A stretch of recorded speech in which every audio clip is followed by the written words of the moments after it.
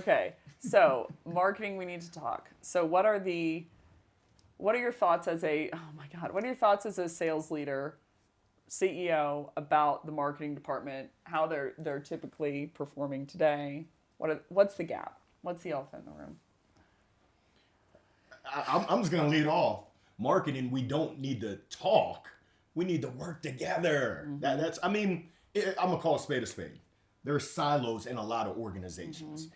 You got sales running this play. You got marketing running that play. And we know, it's one of those things. I know I'm not supposed to eat fried foods. But what time is it? It's bow time. Fried chicken and biscuits.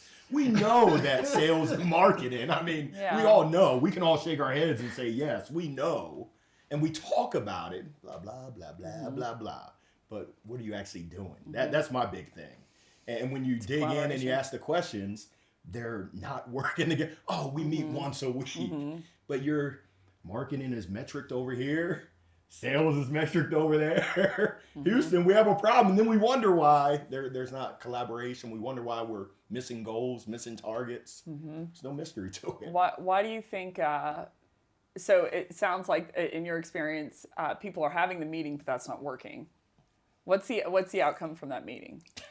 Why is a meeting not enough? What's the outcome of most meetings? Let's keep it real. Yeah, let's keep it real. What do we accomplish in most meetings, in most organizations? Nothing. That's why I don't have them. Who'd you have them with, Becc? I literally have no meetings. I've had 0 meetings with my marketing team this entire 2022. How many meetings did me and videographers have beforehand to prep for this tour? 0. Because I'm like, the outcome is 0. And the outcome, see, he wanted a meeting. So, point being, why do you think that that's not working? What's the solution instead? You mentioned metrics. What's the solution instead? Yeah, it's really finding common ground. What are we all solving for? Mm-hmm. It's revenue. We're trying to drive revenue. Totally. We're trying to drive growth. Preach. Hey, trying to drive customer retention, customer happiness. So, if we're all metriced on those, people drive for what they're metriced on.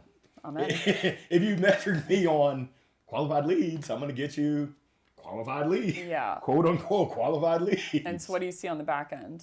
Let's go MQL since it's marketing. I'm tossing it over the fence and I'm saying, good luck. And they're not qualified? It depends on your definition of qualified. How are they qualified or not qualified to call into? Well, it depends on who's making the decision on whether they're qualified or not. Mm-hmm. And I saw your piece on why it's not a good idea to let AEs decide whether it's qualified or not. Mm-hmm. Now, that was from the SDR, but I did read. Mm-hmm. And I think I saw the video as well. There was a video. Yeah. There was a video. But I'm still impressed. Okay, so G, what about you? What's your thought on marketing and why the gap exists? I agree with Larry, but I don't think it comes from the marketing department or sales department. I think it comes from above, because who does put the KPIs metrics for their departments or metrics? Mm-hmm. It's usually like CEOs or head of revenue or like VP revenue or whomever. Mm-hmm. And I think for me, the traditional model is just, it's totally broken. Mm-hmm. Because right now, people, especially in tech, have been pushing a lot, we need to measure every single thing, mm-hmm. Spend. But the reality is, I think business comes down to pretty simple things. If you look at it, you need to help people solve a problem they are willing to pay for. Mm-hmm. It's and for me, it's if you focus your entire strategy around that, around providing value, around helping more people, I do feel you can really align your entire organization. Mm-hmm. But it has a cost. It has a cost that sometimes you can't measure everything. Sometimes you're not going to be able to have specific MQLs and things like that, because from a VC-backed startup perspective, the CEO is going to be willing to have, for every dollar I spend in marketing, what is my return on investment. Mm-hmm. So what it does, and actually there is a study around it that is actually quite funny. Mm-hmm. It's most VC money is going back to Google and Facebook. Yeah, just because the only thing you can actually really measure are the ads. Yeah. But if you look at really good marketing, mm-hmm. what does that do in the end? Really good marketing means you're gonna help your customers mm-hmm. get educated about a certain topic. Mm-hmm. They're gonna talk about your brand. They're gonna come directly. So on your website, the attribution model will not be able to know if it's a referral, word of mouth, or all these type of things.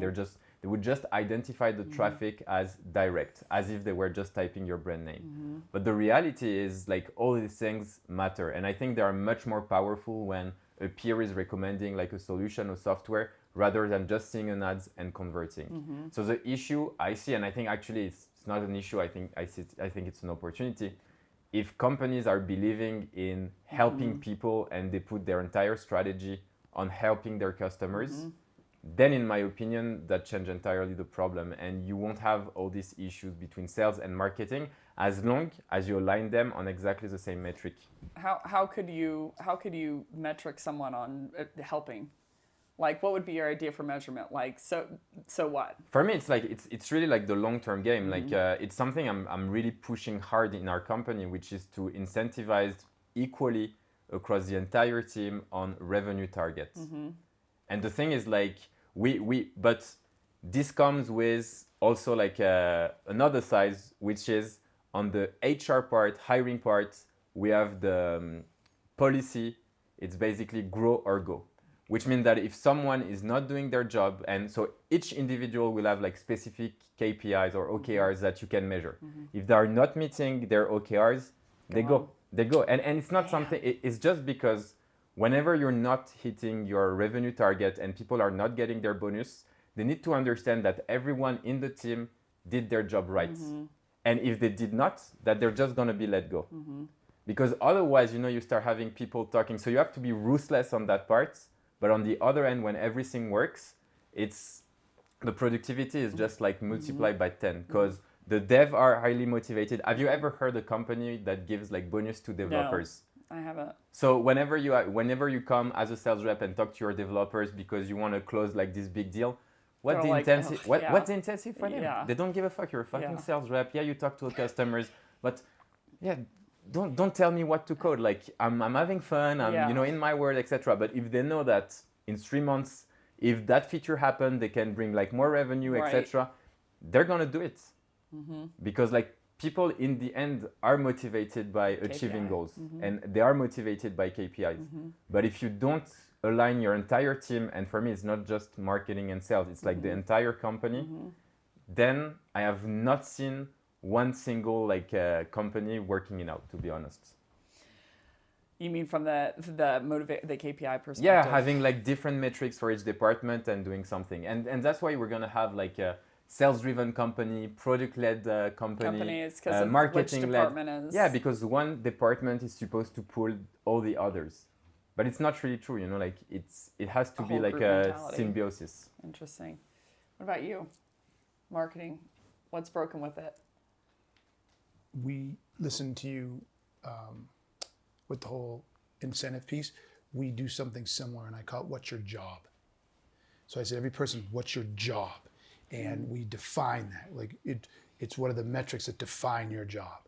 I think we can get a little better at a few areas. So I was thinking about how I'm going to fix it for 2022 or 2023, but I completely get it. It's literally what's your job, and everybody has to have a measurable set of criteria that says they're doing their job. Because if you're not doing your job, why are you here? You know what I'm saying? Yeah. But as it relates to marketing, I think marketing needs to understand that they serve sales. Sorry. You serve sales, period. So if they're not seeing that sales is their customer, you call them SLAs or whatever, I don't really care what you call it, but you should have a certain number of metrics that sales wants and sales needs to make sure that they can be successful. So, and then you should be monitored. You should be measured on the same thing sales is. Doesn't mean it's not binary, you don't get measured on other things. But at the end of the day, if sales is unsuccessful, then you can't be successful, period. Period, 100%, right? So I don't have much more to say on that. Well, how do you see marketing teams behaving? Like, meaning, I know that you've seen a number of different results where you're optimizing for the wrong thing, and they get excited about clicks, impressions, Like, how do you when you look at the marketing industry, What do you think is broken about it? I just said that they don't serve sales. So they run In around. what way? Like, how could they serve sales better? It's I don't care how many clicks you got. I don't care how much engagement you got. I don't care how many links you got returned. I don't care how many people visit the website. If that doesn't translate into sales growth, then it doesn't matter. It doesn't matter. And so when we've hired sales organizations, marketing companies or marketing people or marketing fucking managers, trust me, I've gone through the soup 8 fucking times right now.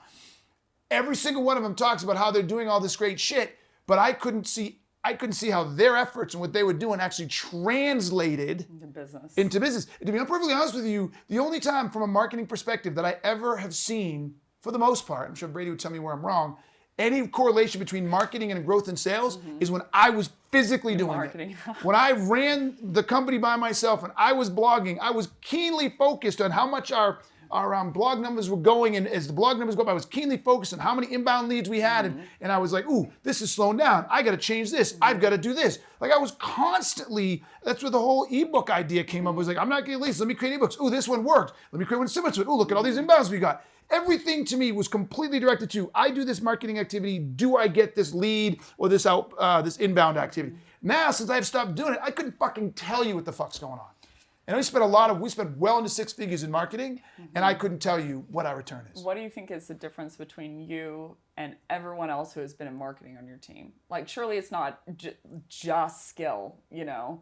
Like, what's the difference between you and everyone who has had a role at the company in marketing or a focus on, or anyone you've hired externally that you think was making you successful? They don't understand, with one exception, they don't understand that they serve sales and that they need to have some sort of sales numbers that they're looking at to say, this moved the sales number.